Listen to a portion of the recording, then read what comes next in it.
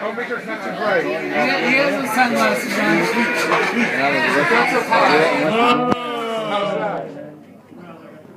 What you guys do, man? All right. We're getting a little bit brighter. Can you guys see him good? Can everyone see him? We see. All right.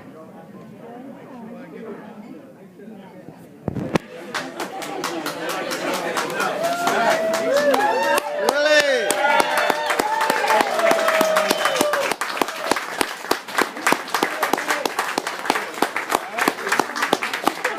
Nice to have you with us.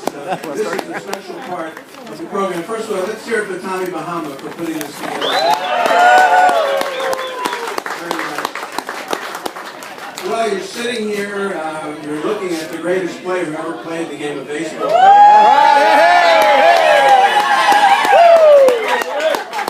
That's right. He told me to say that. It's true, that's right. No, it is true. And, I talked to enough players. You know me, I've done so many interviews of players over the years, and I would say, who's the best you ever saw? And it's Willie Mays. And the best way to describe it is that, you can have Babe Ruth can hit home runs, and Williams is a great hitter, and Wills can steal bases, and Clemente had a great arm. But Willie had it all rolled up into one. And that's right.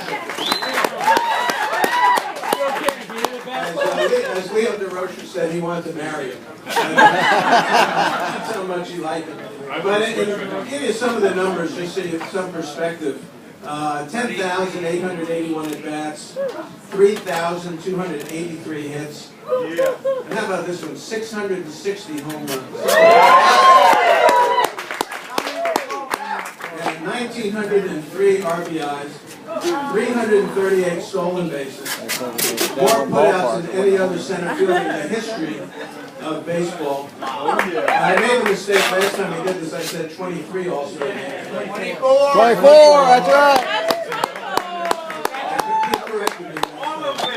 Two MVPs, and that's his career. And one of the greatest All-Star players of all time. But I always like to have Willie tell a little bit about the early years and getting to know baseball. And there's always the story that your dad rolled you the ball when you were a little kid, and how you got into the game of baseball. How did it all happen? Are you speaking to me? And I'd like to ask you occasionally a question. Well, my father was a baseball player back in Birmingham where I was born. And he made me start playing baseball. Actually, my best game was football. But I didn't think I could last that 20 years in football.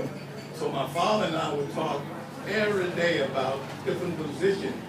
I knew every position that you're supposed to have on the field, and I think that's really made me play center field because I could move around, all kinds of ways. So I think he was a guy that knew exactly what I needed and how to do it. So I give him credit for making me what I was.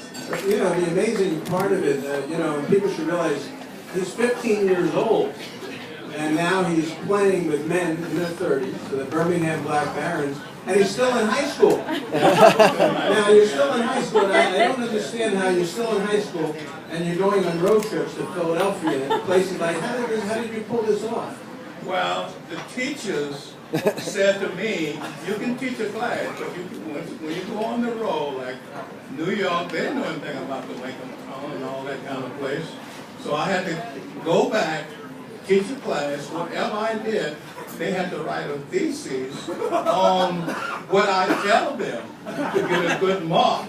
So I would spruce it up a little bit and tell them something that I didn't know about. But they had to look it up, So that was a lady, was my math teacher, Mrs. Rice. She was the Secretary of State grandmother. She's taking care of me when I was in high school. So I had some good people coming along, but I wish I'd have known about what I know now. I probably could have been better, but I'm fine. How about the game, learning the game of baseball from Piper Davis, who was a legendary player in the Negro Leagues, and people like that? What was it like playing with men like that? Now you're learning how to play the game. Well, Piper Davis was the manager of the Birmingham Black Barons Club. And one day, I hit a home run off of a guy named Chet Brewer. And I go back and I was crying on the ground. He came out, he kicked me, and he says, "Get up. Don't let him see you crying." I said, "But it's hurting." He said, "Well, I don't care. You just get up." So now as we're walking down to first base, he says, "Still second, still third. That's how you get them." So I stole second, stole third. The guy hit a little easy fly ball to center field. I scored. I go back in now, sit down to Piper. I said, "Piper, I might need a raise tomorrow, but I'm sore now." He took care of that without And I talked to players. One of Willie's teammates, Hobie Landreth, told me the story. He said, "Nobody in baseball ever got knocked down more than you." Is that true? Well, I don't know if you have any Dodgers fans here, but they knock me down every day. Steve Garvey. Right Steve there. Garvey. Garvey wasn't there when I was No, there. He was a he baby. may take offense to this. You know that. He ran me a lot, but he wasn't there at the beginning. Yeah. Koufax never knocked me down. I think it was Sudden, no, Sudden knocked me down every day, but Drysdale knocked me down twice. But I played good against him. I'm kind of happy about that. And Drysdale, and as Willie says, look it up, which I do. He hit 330 off Drysdale. I don't know what I hit. All right, hey, Willie. I got up. I didn't get hurt after me.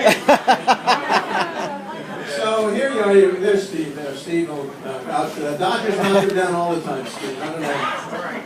He's sorry. Knock each other down. No, he's just representing the Dodgers right now. You sure? I think he is. I'm not sure. Okay, Steve. I know. All I right. can get one of those Willie Mays shirts, so I'm switching. Oh, give me this one then. Don't worry about that. We'll steal your shirt. Don't worry about that. Whatever you want, they'll give you a shirt. Don't think they want that. All right. So now you're getting signed to play for the Giants. And how does that happen? Say it again. How do you get signed? How does the signing take place? You're a high school student. Yeah. You're going to graduate high school. You got your senior prom coming up, and all of a sudden the Giants want to sign you. Well, the night they came down, a gentleman by the name of Eddie Montague.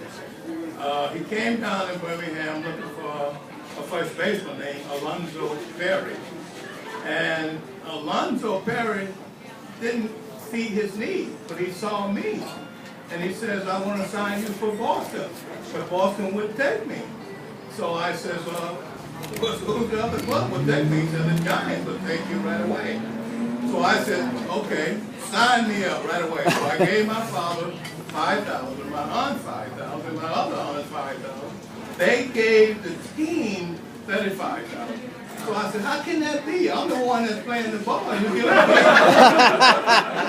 So the prom night came up, and I'm saying to myself, "How am I going to send this girl up to the prom?" I had to buy her a dress. I had to buy a facade, as you well know, ladies that came through high school. I had to buy that. I had to go beg my father for the car so we could drive them around. Now, I met this young lady about 2 years ago, and she said, "You owe me." I said, "No, I didn't." I said, "I didn't get lucky, the other guy got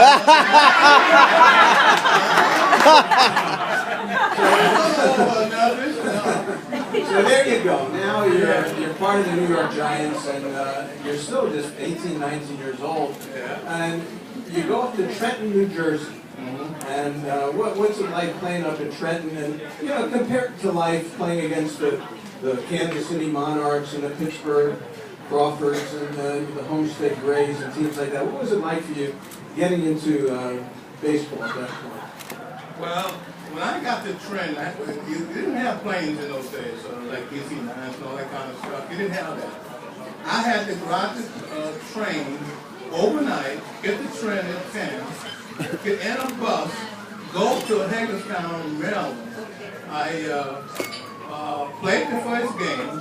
I played the second game. I get 6 hits. In the third game, the announcer on the mic says, "Ladies and gentlemen, I know you don't like this kid today, but leave him alone because he's killing us out there." That was my first game in Hagerstown, Maryland. So, all right, so Leo DeRosa has a big part in your life, and for folks who don't know, Leo, of course, was the manager of the Giants when Willie became part of the Giants organization. But Leo got to see you play for the first time at Trenton with Horace Stone, didn't he? Mr. Stoneham and Leo came to Santa Florida when I left Trenton to go to Minneapolis. And Leo said, "Go to left field." I said, "Leo is too short." So I ran into the wall, and I saw Leo come out the stand, and he waved me over to center field. So I caught, 2 balls pretty good. And then he says, "That's your position." Then I came in looking for Leo for him to congratulate me. No Leo, he had gone, if he'd seen him. That was my first piece of Leo. All right. Yeah. So you hit the ball really well at Trenton. Yeah. But you didn't win the batting title. What happened? They came to me that we had a little manager we called him Benny Rooster. He was about 5'4". His name was Chick Genevieve. And he says, "You cannot win the batting championship." I said, "Why not?" He says, "Well, you didn't have enough time at bat." I said, "Who told you that?" He says, "On people." So I said, "Okay, I'll just have some fun." So I ended up with about 355. The guy who won the batting championship ended up with 356. I says, "What about me?" So Mr. Stoneham called me. He said, "Well, we're going to move you up, and that's too small for you. You're going to Minneapolis." So that's how I got to Minneapolis with that number. So Minneapolis was in the American Association at that point, and as I said, you hit something like 477. Not bad. Nice. All right. So now it's I would have hit more, but they didn't pitch.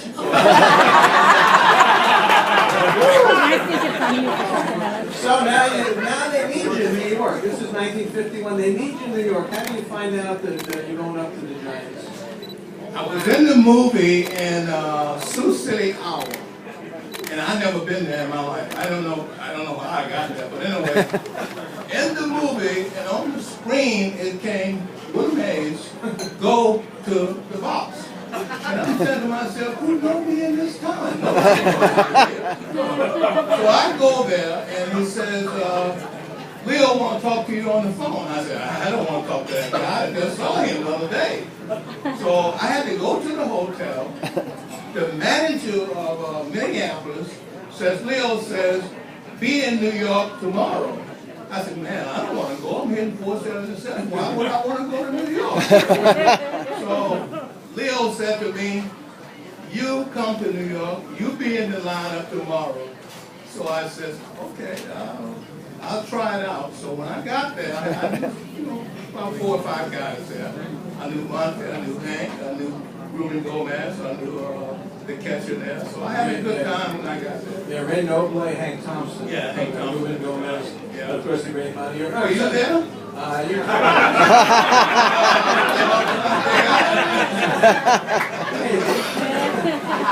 So, I put up with this all the time. Yeah. We do this all the time. No, you say you're a lawyer. I thought maybe you were there. I was a criminal. Yeah, okay again? Okay, good. He gets embarrassed when I tell him that. I can't change it. Whatever you are, you are. I was a lawyer. I was. Okay, all right, keep going. All right. All right, so now well, I'll tell you this. You don't exactly hit the ball that well when you get there. What happens? What else is When you get to New York, they put you in the lineup and you're not exactly crushing yourself. Well, they put me in the lineup in Philadelphia, and I'm facing a guy named Robert Roberts. Yeah. Winning game for about 4 or 5 years in a row, and they put me in the lineup. I go 0 for 4. Next day, I was a guy named Bubba Church. We go 0 for 5. Then I think Coach Simmons was the third guy. I go